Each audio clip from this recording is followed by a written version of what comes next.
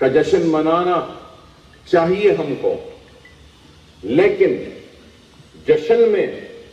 آداب بھی ہونی چاہیے، ادب کے ساتھ جشن منانا چاہیے، اور رسول اللہ کی سنت پر عمل کرتے ہوئے جشن منانا چاہیے۔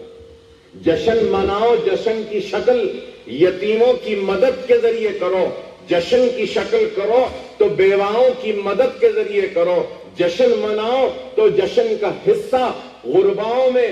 اور بھوکوں میں کھانا تقسیم کر کے کرو، جشن مناؤ تو ایسا جشن مناؤ کہ دنیا دیکھتے رہے اور کہے کہ کیا جشن منا رہے یہ لوگ، کہ غریبوں کی مدد ہو رہی ہے، یتیموں کی مدد ہو رہی ہے، بیواؤں کی مدد ہو رہی ہے، مظلوموں کی مدد ہو رہی ہے، اور تعلیم کے فروغ کے لیے مدد ہو رہی ہے۔ تو میں یہی کہوں گا کہ آج آپ ہم یہاں اگر جمع ہوئے ہیں تو یہ بھی رسول اللہ صلی اللہ علیہ وسلم کی ولادت کا جشن ہے جو ہم اس طریقے سے منا رہے ہیں، اور اس طریقے سے ہم ایک دوسرے کے ساتھ مل کر مدد کر کر منا رہے ہیں۔ یہ جشن ہے جو آج جس کے لیے آپ اور ہم جمع ہوئے۔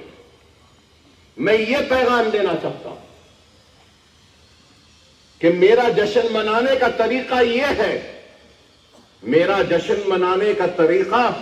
ناچ گانا نہیں ہے، میرا جشن منانے کا طریقہ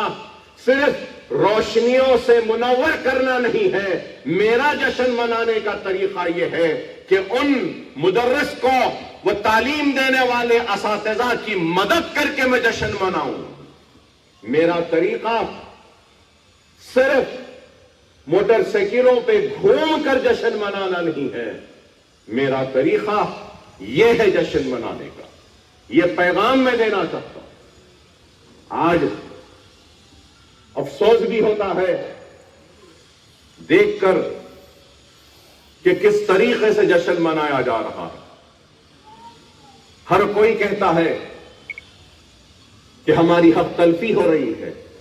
ہم پہ ظلم ہو رہا ہے، ہم پہ زیادتی ہو رہی ہے، ہمارے ساتھ ناانصافی ہو رہی ہے، ہم غربت کا شکار ہیں، ہم مفلسی کا شکار ہیں، ہم پریشان حالی کا شکار ہیں۔ لیکن آج میں یہ کہنا چاہتا ہوں، اللہ سبحانہ و تعالیٰ قرآن میں ارشاد فرماتا ہے کہ میں اس وقت تک بندے کی مدد نہیں کروں گا جب تک کہ وہ خود اپنی مدد نہیں کرتا۔ اگر ہم اپنی مدد نہیں کریں گے تو اللہ ہماری مدد کیسے کرے گا؟ جہاں جہاں بھی میلاد کا جشن ہوتا ہے، میں ان جشن منانے والے اصحاب سے ادباً درخواست کرتا ہوں کہ اپنے جشن کا حصہ یتیموں کی مدد سے بھی کیجئے، اپنے جشن کا حصہ بیواؤں کی مدد کے ذریعے بھی کیجئے، اپنے جشن کا حصہ مظلوم کی مدد کرنے میں بھی کیجئے، اپنی جشن کا حصہ بھوکے کو کھانا کھلانے کا بھی منائیے، اپنے جشن کا حصہ آپ بے روزگار کو روزگار عطا کرنا یہ بھی جشن کا حصہ بنائیے۔ اگر ہم صرف آتش بازی کو ہی جشن کا حصہ بنائیں گے، روشنی کو ہی صرف جشن کا حصہ بنائیں گے تو نہیں ہوگا۔ ہم کو یہ پیغام دینا ہوگا۔ آج رسول اللہ صلی اللہ علیہ وسلم کی تعلیمات کو ہم دیکھیے کہ کس طریقے سے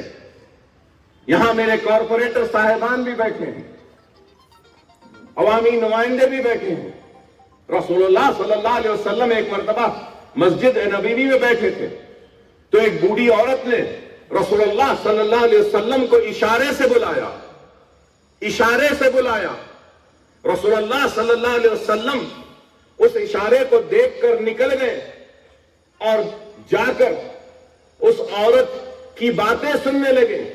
بہت دیر تک وہ عورت بولتی رہی اور اس کے بعد میں رسول اللہ لوٹ کر آئے۔ صحابہ کرام نے پوچھا، یا رسول اللہ، آپ اس عورت سے بات کر رہے ہیں جس کے اوپر کوئی توجہ نہیں دیتا، لوگ اس کو دیوانی کہتے ہیں، لوگ کہتے ہیں کہ یہ عجیب و غریب عورت ہے، اور آپ اس سے اتنی دیر بات کر رہے ہیں جس پر کوئی توجہ نہیں دیتا، کوئی اس کے بلانے پہ نہیں آتا۔ تو رسول اللہ جواب دیتے ہیں، ہاں میرے لیے ضروری ہے، اس لیے کیونکہ اللہ نے مجھے رسول بنا کر بھیجا۔ تو آپ غور کریے، لیکن آج افسوس کہ ہمارے قائدین یا ہم جیسے یا میں اپنے آپ کو بھی شامل کرتا ہوں کہ ہمارے پاس فریادی کی فریاد کو سننے کی فرصت نہیں۔